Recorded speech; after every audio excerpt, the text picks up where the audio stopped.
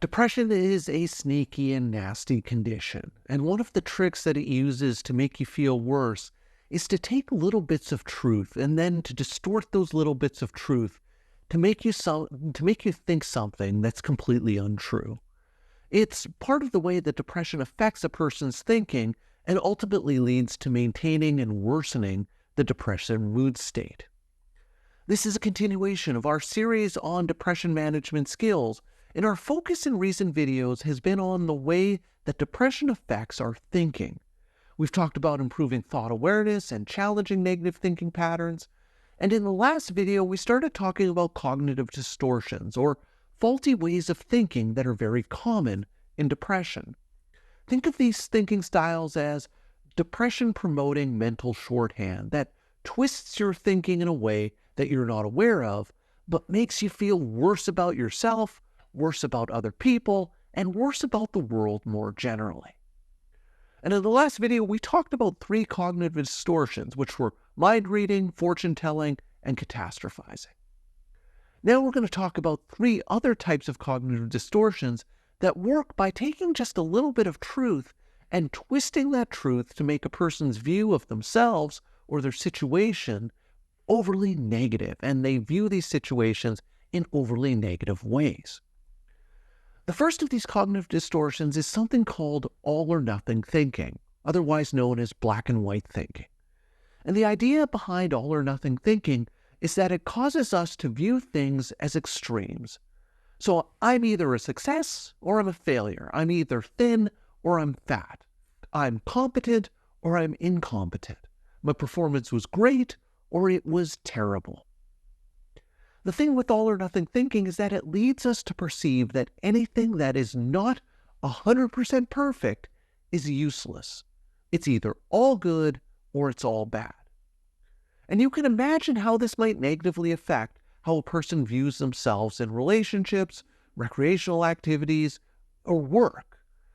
I'm either the most loving, caring partner, or I'm an awful partner and my wife is going to leave me. I completed that work task perfectly, or it was a complete disaster.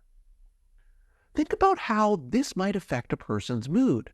If I'm in a relationship, I have to be perfect or that relationship isn't going to work out.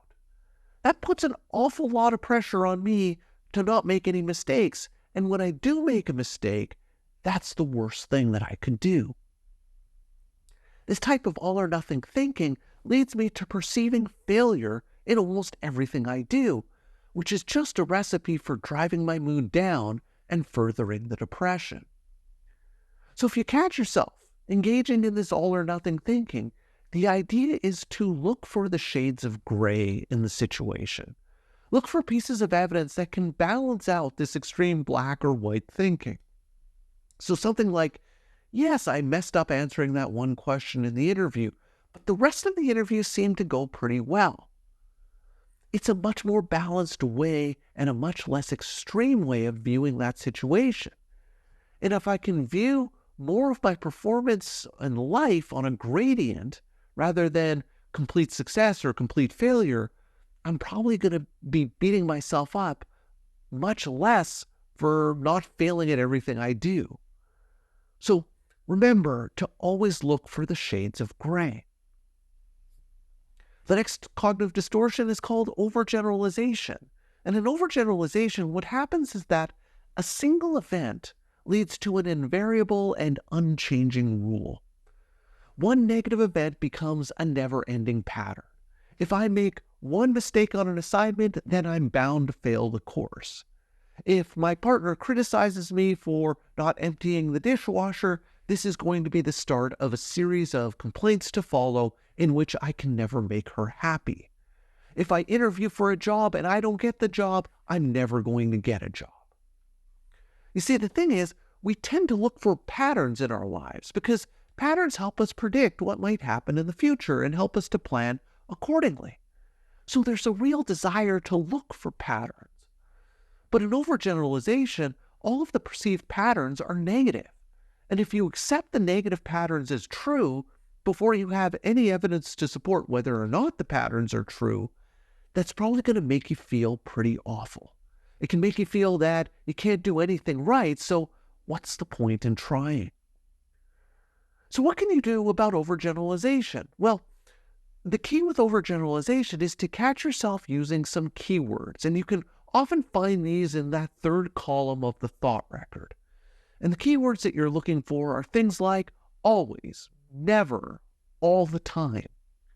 And when you catch yourself using those words, it should be a big red flag for you. My partner is always upset with me. Is that true? Can I find examples of any situations that demonstrate that my partner is not always upset with me? Well, yeah, sure, my partner's upset with me right now, but for much of the past week, we've been getting along great. So it's all about finding evidence that discounts those words like always, never, and all the time. The key is to remember that there are absolutely no absolutes. And so pay attention to absolute thinking because it's probably a good sign that you're overgeneralizing. And the third cognitive distortion is called magnification and minimization. The idea here is that we often have different standards or expectations for other people than we have for ourselves.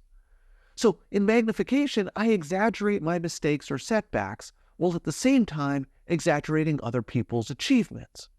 And the flip side of it is minimization. I minimize my own achievements and I minimize other people's mistakes or setbacks. So for example, I might minimize the fact that I have a good job by telling myself that I'm unqualified and it's only a matter of time until they find out that I'm an imposter and fire me. Whereas if I find out that someone else was fired from their job, I might think to myself, well, that's really awful. It was probably due to unfortunate office politics. So the thing with magnification and minimization is that you always come out feeling inferior to others. And this comes about because we have a distorted perception of what we're doing compared to what other people are doing. I call this the social media effect. I'm well aware of all of the problems and things that are going wrong in my life. And yet, when I look on social media, all I see other people posting is about the highlight reel of their lives. So I'm well aware of all of the problems and difficulties I'm having, where it seems like other people are doing so much better than I am in life.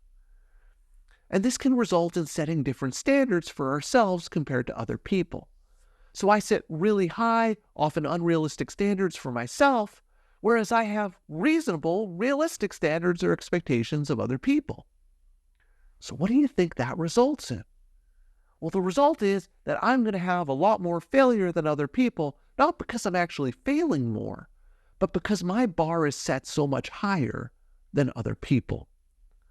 So if you catch yourself engaging in magnification or minimization, remind yourself that it's important to have the same scale for everyone, yourself included. You see, somewhere along the line, we developed a sense of that being harsher or more critical of ourselves was a good thing because somehow it motivates us to do better.